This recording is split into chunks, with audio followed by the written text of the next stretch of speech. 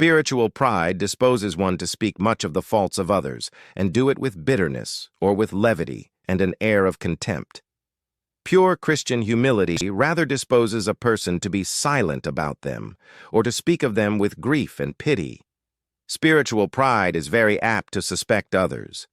A humble saint is most jealous of himself. The spiritually proud person is apt to find fault with others who are low in grace, and to be much in observing how cold and dead they are, and crying out about them and sharply reproving them for it. The humble Christian has so much to do at home with his own heart that he is not apt to be very busy with the hearts of others, and is apt to esteem others better than himself, and to take most notice of what is good in them, while he takes most notice of what is wrong in himself in his clearest discoveries of God's glory, and in his most rapturous frames.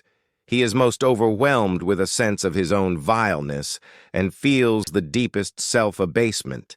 It is a mark of spiritual pride when any are disposed to speak of what they see amiss in others in the most harsh, severe, and terrible language, saying of their opinions or conduct or advice, of their coldness, their silence, their caution, their moderation, and their prudence, that they are from the devil or from hell, that such a thing is devilish or hellish or cursed, and the like, so that the words devil and hell are almost continually in their mouths, and especially when such language is used towards ministers of the gospel, and others whose age or station entitles them to particular respect.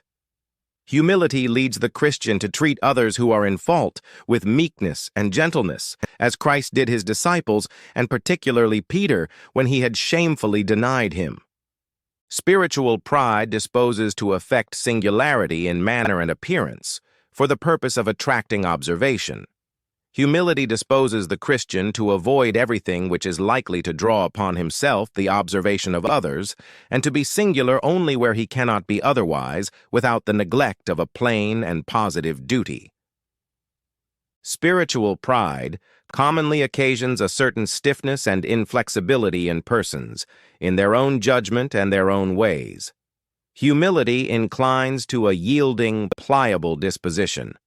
The humble Christian is disposed to yield to others and conform to them, and please them in everything but sin. Spiritual pride disposes persons to stand at a distance from others as better than they are. The humble Christian is ready to look upon himself as more unworthy than others, yet he does not love the appearance of an open separation from visible Christians, and so he will carefully shun everything that looks like distinguishing himself as humbler, or in any respect better than others.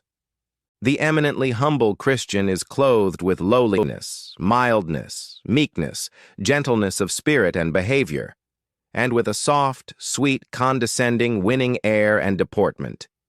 Humility has no such thing as roughness or contempt or fierceness or bitterness in its nature, which are marks of spiritual pride, as are invectives and censorious talk concerning particular persons, for their opposition, hypocrisy, delusion, Pharisaism, and the like. Spiritual pride takes great notice of opposition and injuries that are received, and often speaks of them. Humility disposes a person to be rather like his blessed Lord when reviled, silent, not opening his mouth. The more clamorous and furious the world is against him, the more silent, and still he will be. Spiritual pride leads those who are reproached to be bolder and more confident, and to go to greater lengths in that for which they are blamed.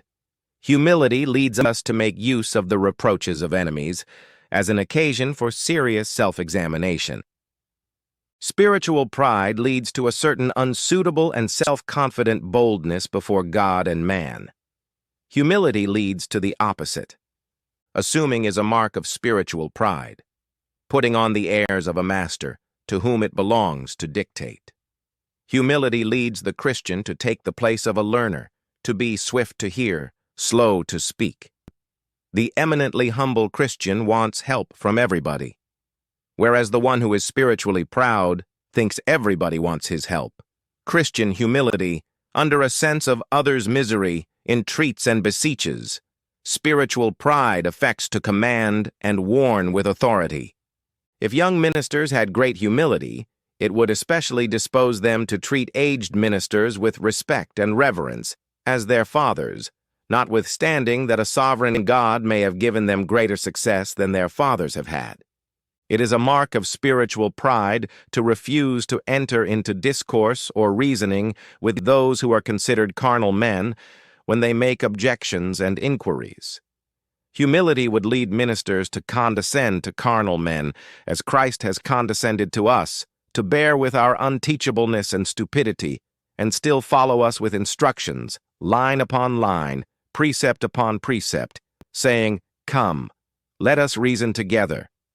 It would lead to a compliance with the precept, "Be ready always to give an answer to every man who asks you a reason for the hope that is in you, with meekness and fear."